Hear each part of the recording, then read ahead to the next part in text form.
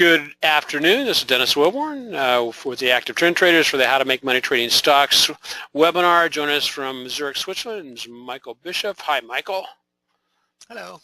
Glad to see you're here. A little bit of a correction in the market this week. Not much of a correction, basically just kind of a little bit of a hiccup, if you will.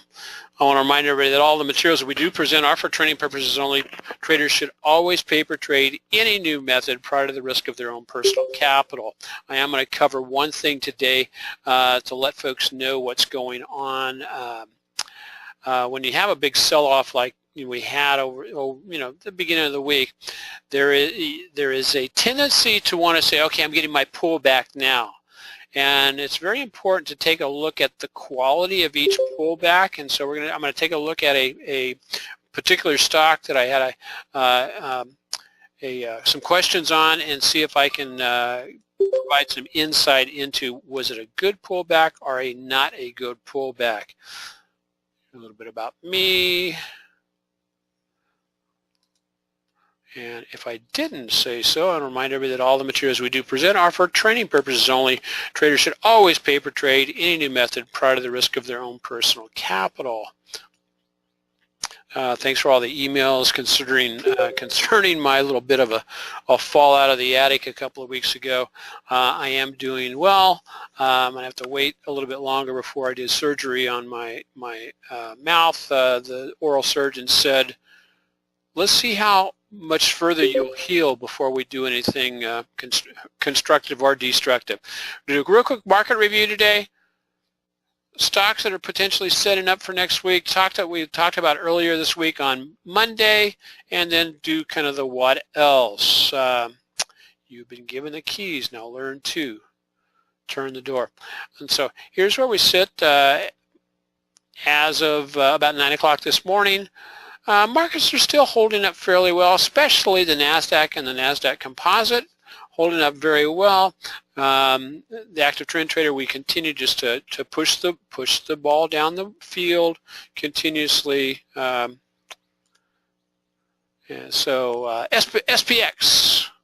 What I'm seeing with SPX, it's kind of interesting. It fell down, it broke down below the 50 here on a pretty strong selling day, and this was a big gap down. Why did it sell off? Michael, what was the reason for the sell-off from a European perspective? Well, I think it was just the Trump thing. Maybe also a little bit supported by just technicals. The market needed a little rest, and that was a good opportunity to raise a little bit of panic. Yeah, I mean, without a doubt. I mean, it was basically, I agree with that. It was looking for a place to let off some steam, and took that opportunity midweek to do that. And as we can see here, prices have, in fact, we sold off, and this was on the 17th, which was Wednesday. I think we're basically just right up here, and we'd been asking that question on when we did the Monday after market. We were talking about how price on the S&P had just hammered itself up into this, against this resistance area, and then what was going to happen from there. It continued to just kind of stabilize there, and then with the negative divergence, we finally get a rollover sell-off.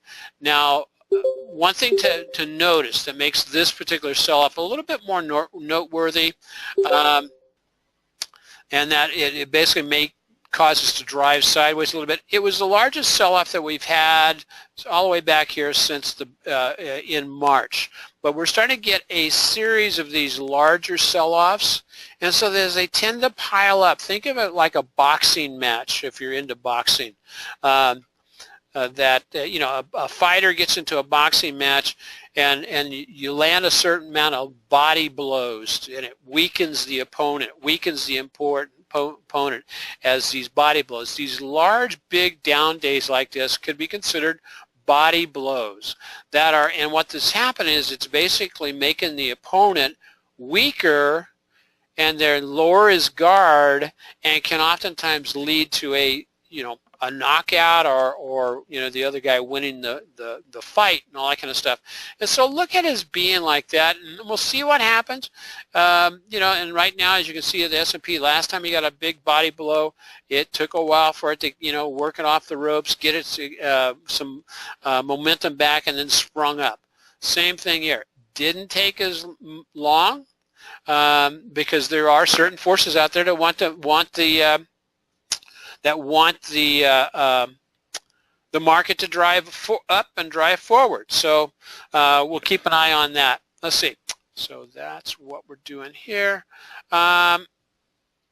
Again, just taking a hard look here on the weekly negative divergence, kind of a hanging man or spinning top at resistance. And so we'll see if we get a fall down from there. Let's go over to the NASDAQ real quick.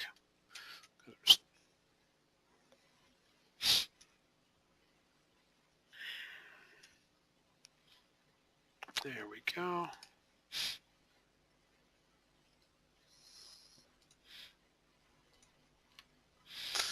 Similar type of thing. NASDAQ had been the NASDAQ and the NASDAQ composite had been holding up better than the other indexes. It drove up, you know, made its new high, but then gapped down and also sold off. This is one of the, you know, while it had a body blow back here also in March, it recovered and, you know, came off the mat and you know, just fighting, pushing on up to the new high. Finally, bam, gets hit again and drops down. However, we've got, you know, positive indicators here like the TSI turning around where? Right at the 0 line, which tends to be in an uptrend, a level of support for that indicator. Market forecast, momentum on that pointing down. And we've still got our negative divergence working over here on the NASDAQ itself.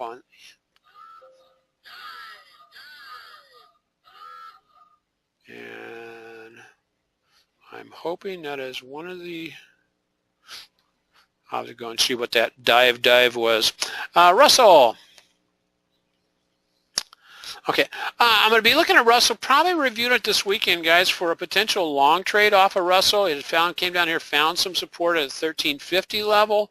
The TSI is ticking up on a daily chart. We got a green candle appearing to be closing above a red whole candle right at the support of the 100-day moving average.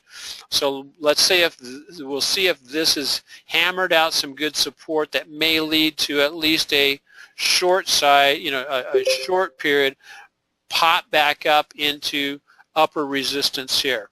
It's not going to be a big move, but when you roll over and look at TNA, it may give you 5, 6, 7% move. And with the early warning alerts, we had a move similar to this a couple of weeks ago. We jumped on that trade, and it generated a quick 5% for us. True strength indicator, still a lot of negative divergence. And look at here in the momentum, just driving sideways. Now remember, the Russell tends to, in the summer times, May through, you know, last part of August, September, into early October, tends to drive sideways and then go into a big spring-loaded move into the end of the year. So we're going to be watching the Russell for that. Any comments on the indexes, Michael? Well, I mean, I am surprised not about action on Wednesday, but on the big rebound today.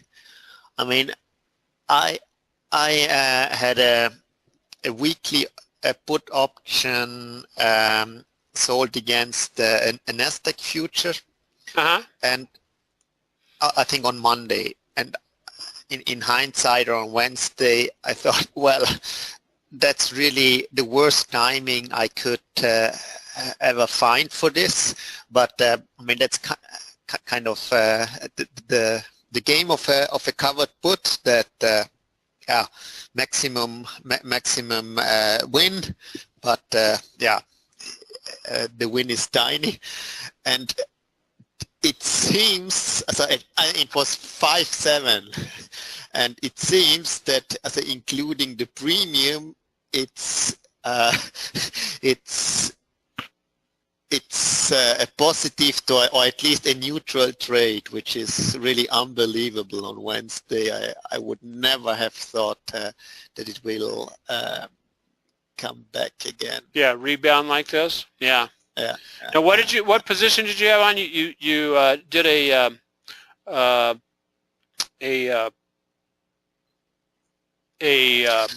put. Yeah, I anyway was short NQ, so I just wrote a put against it on a weekly, kind of you never know, and then bash. And so the put has just basically been, it's not turning out the way you wanted it to turn out, needless to say. But not, but you might get a little bit of profit out of it, yeah? Yeah, exactly. So, yeah. Okay. So let's keep moving here. The percentage of stocks above the 20-day moving average. Again, this piques our interest when we get some stability down below the 30 level, and as you see, it has happened so many times. First time this year, back in late March, we got it Pinocchio'd its nose down below it, then pop right back up. Same thing this week. Stuck its head back down, pop right back up. So we're not getting these sustained sell-offs, and with that, no, there has not been a trigger for the early warning alerts. We've put out a couple of courtesy alerts when we're trading, just so people could trade the TNA with us or TQQ, but there has not been a solid signal since November of last year, and that's the way it goes with that particular service. 2 to 7 opportunities per year. It was what it was on average, and so we're waiting, and we will continue to wait. So at this time, not a lot of news here. We'll be looking at TQQ or TNA over the weekend for a potential move into that if we get a good rebound. It's got some preliminary things. And so, David asked, well, what about doing a half a position based on a dip below the 30 mark? That's going to be, a decision of each individual trader, because what has happened, because we use some other proprietary information on that particular service, and the other proprietary info just has not provided that good solid secondary signal to say, okay, it's time to jump. Now we may wind up doing like we did last time, where we send out a courtesy alert, or we call an audible and say, we're sending out a courtesy alert because we're getting in this because of other technical analysis. And so that's what we did last time, and we're totally comfortable doing that this time also. Got to move along here. So nothing there. Here's the stocks we take a look at over the week. The Nugget position closed out on Monday totally. We are still open in the UCO position. Whoops, excuse me. And so we wound up with about a $700 gain on Nugget, and then oil, UCO is driving up very nicely. Today we went over 18.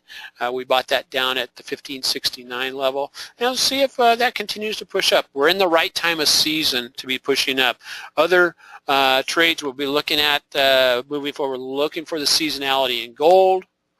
So the reality of trend trading is, remember, you have to know the trend, define the area of interest or value where you want to take action.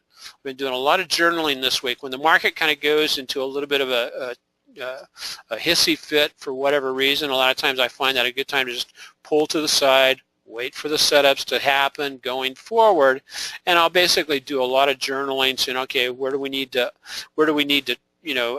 make refinements into what we're doing so that we can do things like, make sure that we are getting into the second chance entries, building positions, and that type of stuff moving forward. So that's what trend trading is all about. Here's where we sit with profits taken over here. The 15.64% return, that is on the total portfolio inclusive of what they call paper profits or profits that are still in open position. So, very pleased with that. Early warnings up 5% for the year, a little bit over 5.43%. Let's take a real quick look at the entities that we looked at earlier in the week. And one of those is Nugget. Okay. Nugget's looking really, Nugget is looking really good for the potential of moving back into a big, strong uptrend here. We'll see if we can get some kind of positive movement because I would prefer to buy it on a TSI tick up, and the last tick up was here. And remember, we were in down here at about 30, or just no, we were in, yeah, somewhere about right around there, about 29.50ish. We got out of a piece of it here, and then some folks got out of it at 25%. I got out at 10, 11%, and 18+%. So I got triggered out on my trailing stop on that day. There's Nugget, UCO, again, pushing up nicely. UCO, I've got basically a target on UCO up here at around the 1950 level, 1950 to 1975. That'll put us up about 23, 24% on that. Some of the other ones we were looking at for the week were ESNT. ESNT is just hanging there, hasn't really given us a signal yet, so not jumping on that yet. And then KRUS,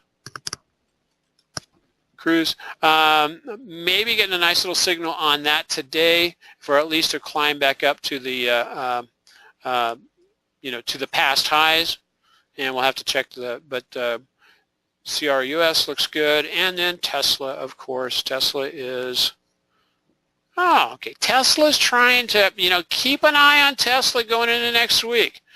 If we fail here and take out this trend line, look for Tesla to, continue to hammer down. What we'd have in place there would be a potential, multi-headed top here. And so if we drop that trend line, watch for a drop down to 290, and then we'll be taking account of trying to get into a directional trade or at least a spread trade moving down off of Tesla. Our spread trade and our trade off of Tesla last week worked out exceptionally well. So, okay, that's it for that. Let's see, how am I doing time-wise? We're doing swell. Okay. Here's where and this is the cumulative on strategy 1 trades, and the essence here is we're sitting at a little bit over 60% win-loss ratio, which is a good thing. Strategy 3 working well.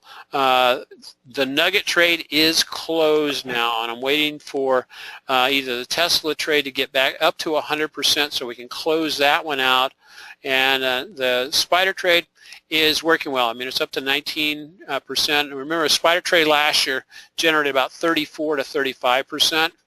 So anyway, Michael, that's all I've got for today. Have a wonderful weekend. Okay, thank you. You too. Thanks for having me. Has spring sprung in Switzerland? Yes, but still very unstable, which is not very uncommon for this. Okay, yeah. For this time, but it's kind of unstable, like the news media in America, right? Definitely, but you're not the only one having such things. So in Austria, my home country, we have a big government crisis. So, but it's too small to influence the markets. Okay, so those premium members, hang on. We'll be back in about right up at the top of the hour for the final hour.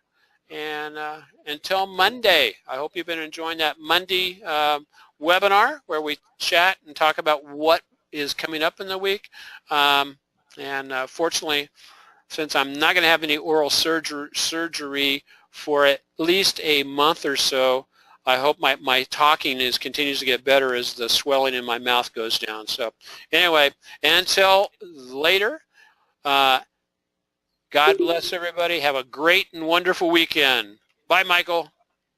Goodbye.